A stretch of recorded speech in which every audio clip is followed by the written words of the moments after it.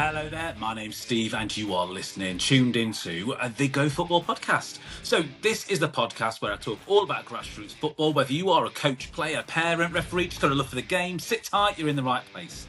So on the episode this week, we are going to be looking at Grassroot-Icks, and I'm going to be talking about the Icks and all of the stupid, bizarre and sometimes hilarious comments that are left on many forums made by coaches, parents, not really the players too much as well when you will see some of these, but yeah, they are going to be looking at some of the absolute ridiculous stuff that we see in grassroots football. So let's cue the whistle, let's get into it.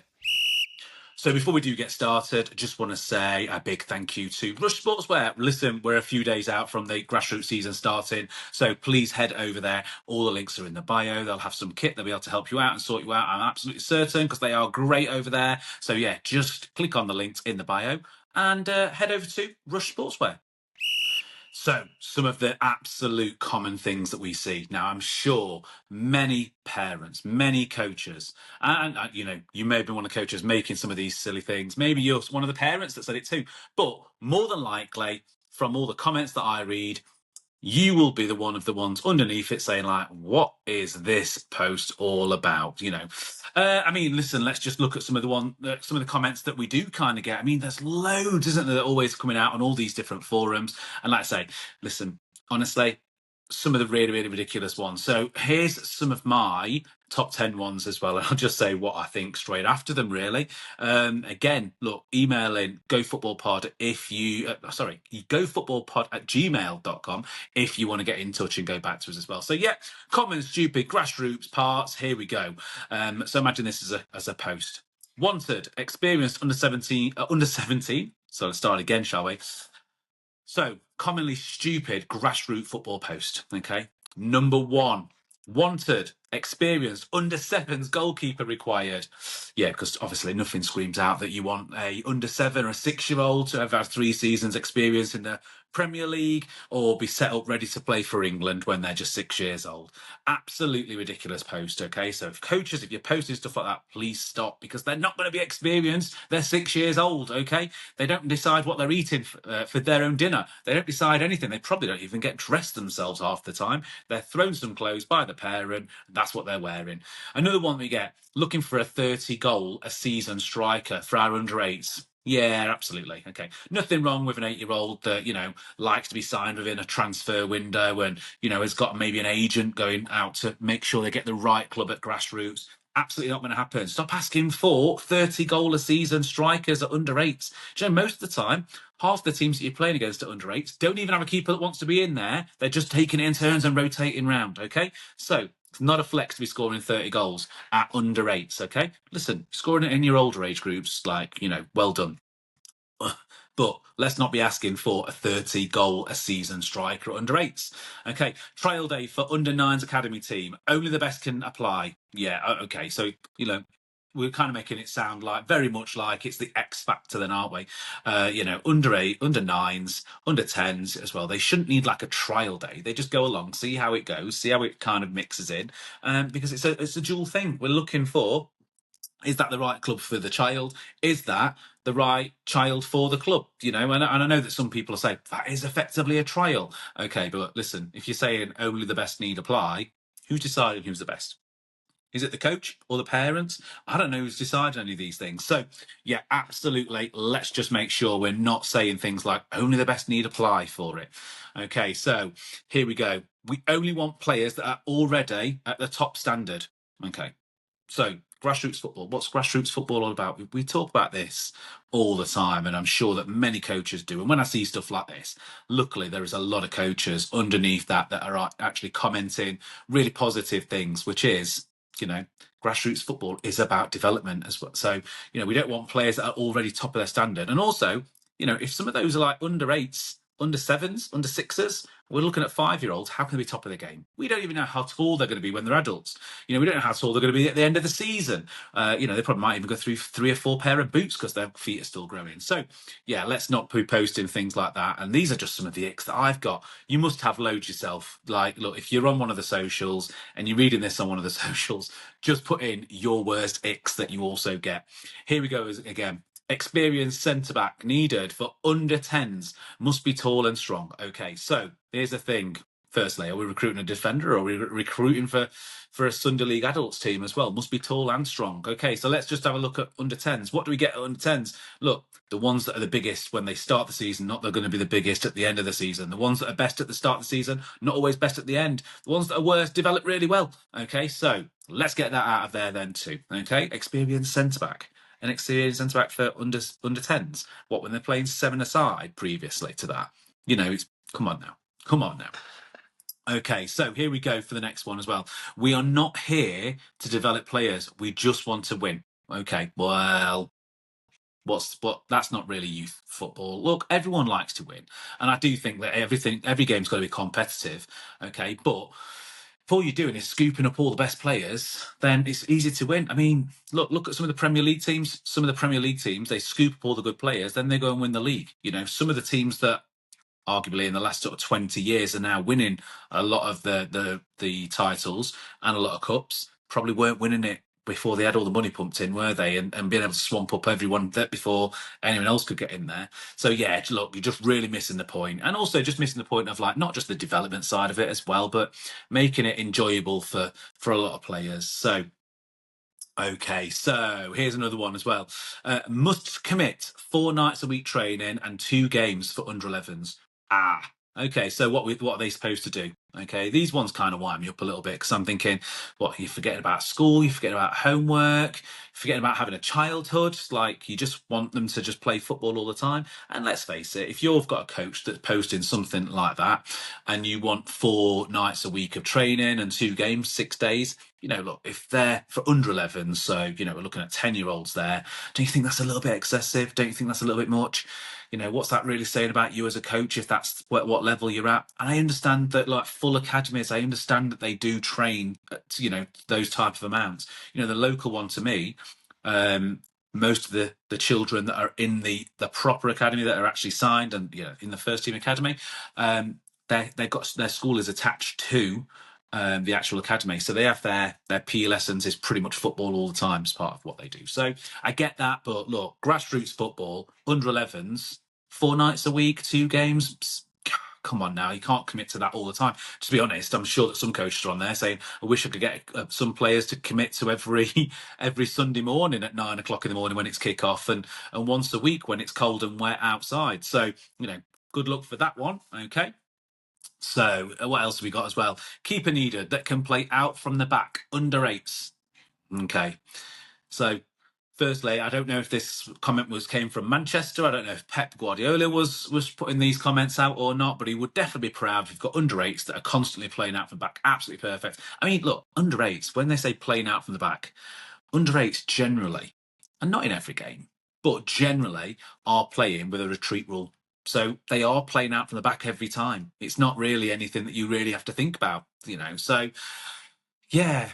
So look, there's just, I think that's 9 or 10 of my some of the comments that I've seen just in the last week. And I have put out to quite a few groups to just say, could you tell me what your icks are of some of the comments that you see? To be fair, they're pretty much all along, aren't they? So, but I mean, look, start with some of the classics. What have we seen on these on some? I don't really see them on WhatsApp groups. I think most coaches try and hide away from those. They'll, you know, go on to online, they'll post, but you know, it's always one of the hidden comments, isn't it? As well, it's always someone that's going on there as anonymous user all the time that's saying these things. So. But yeah, let's just start with some of the classics. So yeah, like the wanted, experienced under sevens goalkeeper. Honestly, if you're not thinking right now facepalm at someone actually asking that, then maybe you should. I mean, look, there's no 6-year-old that's going to have the experience that you're probably looking for of defending the goal, defending the space. So like they might love going in goal. You might get some kids that love going in goal, and there really is some kids that are really good at doing that. But as soon as you start saying that you want them experienced and you put that out on a post, you're probably just going to get the whole face palm, aren't you? Right? A lot of people look at it and they'll just roll their eyes, take a deep breath like I just have done there, and just think, oh, what are you doing? Okay, what are you actually trying to build there to? And, the same as looking for a 30 goal a season striker that we mentioned at under eights. Look, one, it's not a massive flex, but what are we trying to do? Are we trying to build everyone up into being a mini Shearer straight away, trying to be a big striker, make a Salah straight away from under eights? They just don't really exist. And because children go through so many different changes, the same as elite trials for under six, elite trials. Now, I've had a few comments before regarding the whole elite thing, and there's a few people that are quite vocal in grassroots football that post a lot, and they're great creators that put these out. But you're not really going to get elite trials for under six because they're 5 years old. So it's just, they're probably playing five-a-side, they're probably playing for fun. They probably don't have the full awareness, and I'm aware there's always going to be one kid that's a lot better than the rest of them. We all see that all the time, but let's just say it's probably not going to be elite, is it? So, but honestly, these kind of posts, really, they kind of give grassroots a bit of a bad name. I think that when you're looking for some of these things, it makes sometimes coaches will either look at it and either do the face palm, or they'll be looking at it going oh, maybe I'm doing something wrong here as well. Absolutely, they're not. They're not at all. So, let's have a look at some of what the parents have definitely put. Because they were definitely coaches once, right? That's definitely coaches that are asking. But sometimes parents, sometimes you can stop, think, and just maybe there's other avenues than posting something on the internet for a load of strangers to make comments on. Because you know what? The sarcasm that we have in this country as well is massive. There's going to be loads of sarcastic comments that also come back. Look, I've just been given a load out then, really, haven't I? So, these was just some of the ick comments as well. Now, parents, here's something that I saw on a group in the week as well. Yeah, and I think this is outrageous, really. And I'm not quite sure if their parents thinking the same as what most people are thinking. My lad's 8. Should I get him an agent? An agent for what? An agent for what? Look, if your kids are about under 8, under 9s, going into those, look, a scout will be out and they will come and see them, and they may put them to pre-academy. They may say, yes, we'd like to see some more of you. They might say all those things. But getting an agent, let them enjoy the football. Let them enjoy it. Let them fall in love with the game, because I can guarantee they'll be much better for it as well. Here's another one as well. Coach played my son in multiple different positions today. He's a striker. Okay?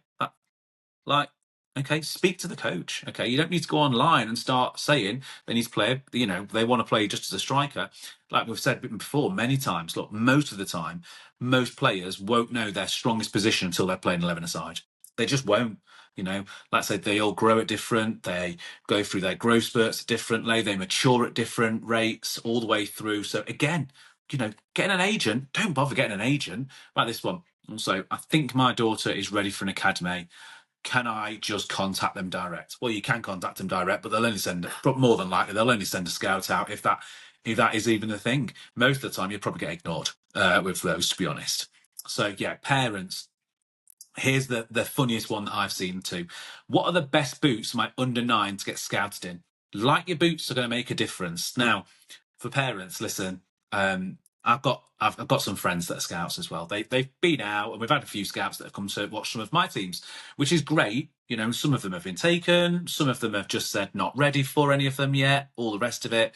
But listen, scouts, they're not looking at boots, okay? I think that what they were trying to look at, that parent, they were trying to say is, if they're wearing black boots, does that mean they're not as good? And if they wear coloured boots, generally, does that mean that they're a better player? No, it doesn't. But most of the team scouts, they're not even looking at losses. They're not even looking at the results or anything like that. They're looking for attitude and work rate and the actual potential for those players. Because just being in a team that wins doesn't mean that you're a great player.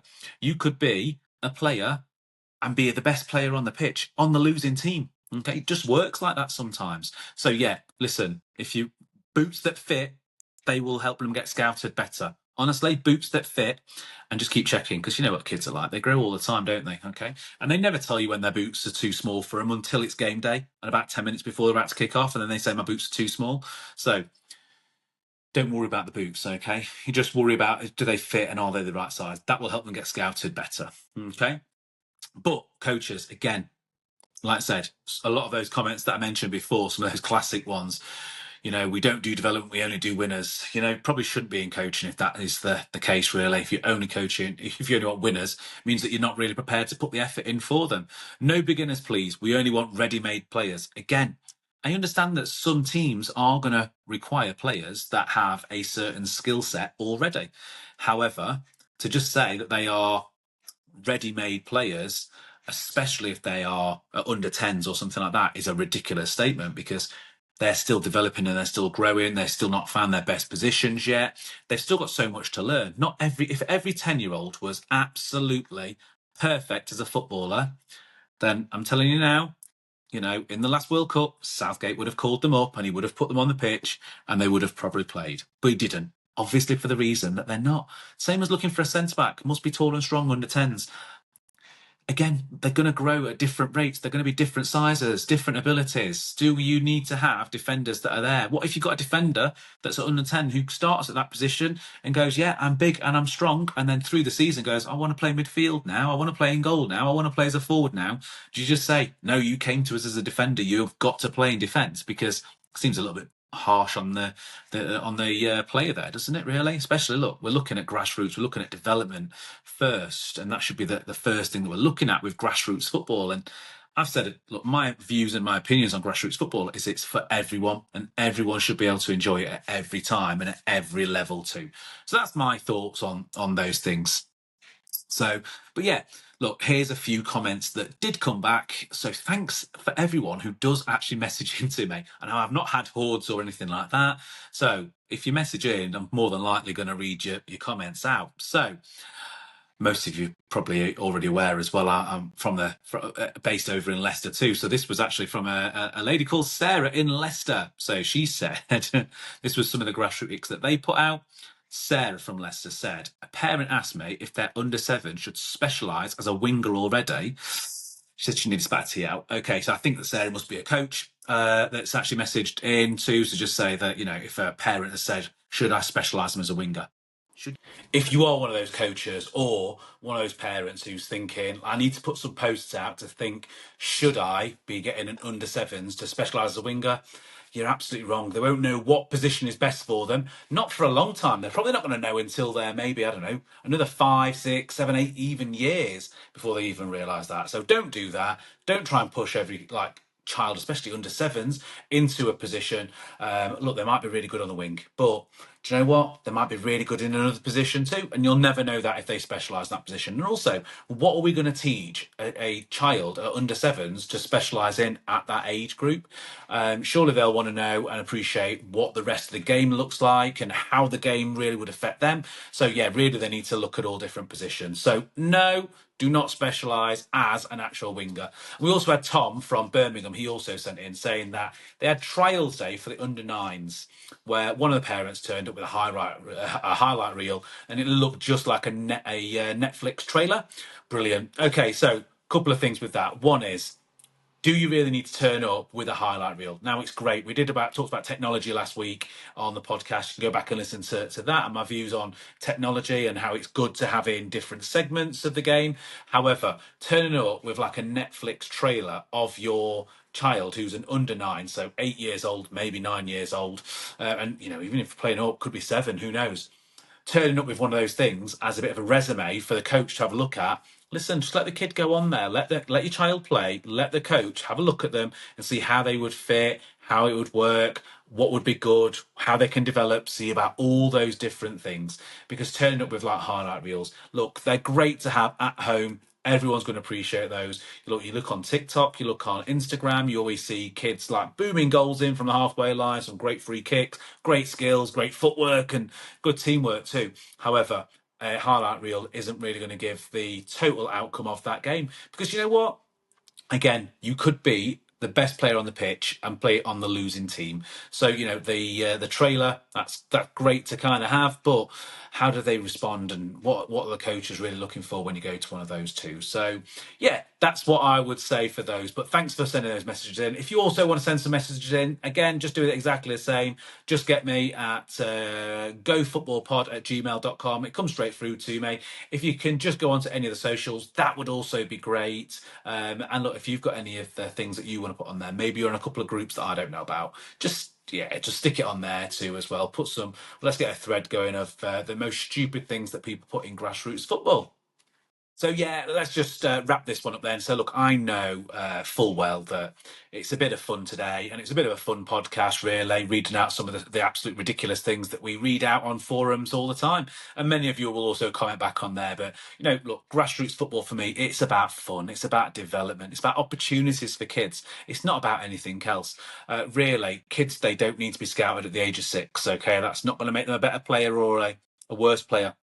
Getting scouted at those ages, they're not going to need a personal agent to go out and try and find them clubs. They're not going to need elite level contracts tying them into one club at 6 years old, or even the old ones too. What they are going to need is positive reinforcement. They're going to need encouragement, support. They're going to need a safe environment. They're going to need to enjoy the game.